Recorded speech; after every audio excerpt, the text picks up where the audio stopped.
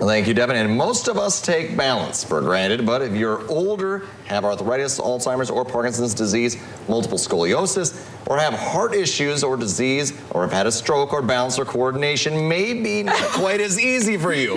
Any one of the many things in life can affect your balance, apparently. And here to give us tips on how to improve our balance and coordination is Nurse Christina Paris. So thank you so much for joining us today. Thanks. I'm glad to be here. So right before we started talking, Michael leaned over and he said, does this have anything to do with your broken arm? Well, of course it does. You know, the old saying, if mama ain't happy, ain't nobody happy. So similar thing goes, if mama breaks her arm, we're all gonna learn. So anyway, but no, my orthopedist did mention balance as being really important. And even though, you know, you all are young and I'm kind of midlife, but not reaching the older years yet, it's still important even for us to develop really good balance techniques. And like you had mentioned, you know, in your intro, there's so many different disease processes that can cause balance issues. And some of them are even like inner ear infections or vestibular issues. People have migraines, they have vision problems. Medications can cause it. Of course, alcohol can cause it. So lots of things can affect our balance. Yeah, so you want to tell us some key points just about balance? Yep, so there's a lot of things that we can do, again, to strengthen our balance. A lot of exercises that we're gonna go through. Oh boy, we can do a little doing some physical activity this morning. So I will show you, let's stand up. I'm gonna show you ways that you can test your balance. Okay, so the first thing you wanna do is stand with your ankles together, feet together. And you should be able to do this, at our ages, we should be able to do this for a good 60 seconds. And then you wanna close your eyes, so we're making it a little more challenging, and for TV purposes, we won't do this for the full 30 seconds each time.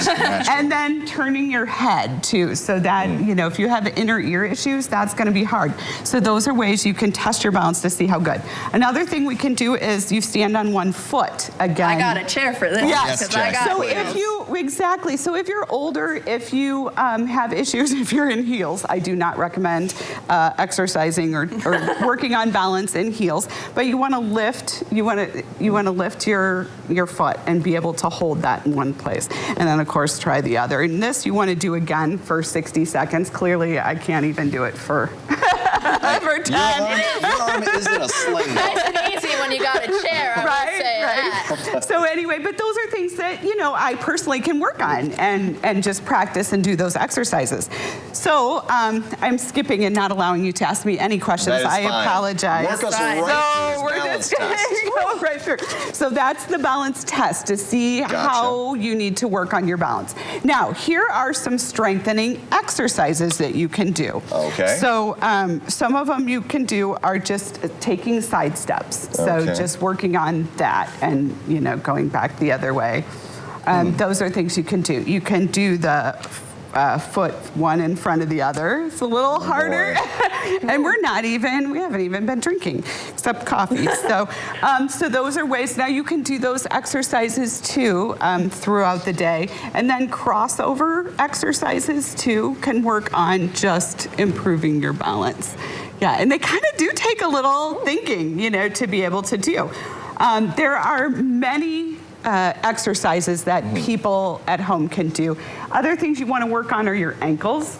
And so doing heel raises can be a good way to work on your ankle. Something that my husband taught me to do years ago, if you stand, now I don't recommend this if you don't have good balance. This is for people like us who really don't have significant balance issues, but you hold on to the railing of your steps. Stand on the edge of your step, and then you just drop your heel down. I used to do that just for fun when I was a kid. And those are really good to work on your calf muscles and strengthen your ankles, because that's how we fall. Typically is, you know, we lean forward or back, you know, our heels up. So we want to work on strengthening those particular muscles.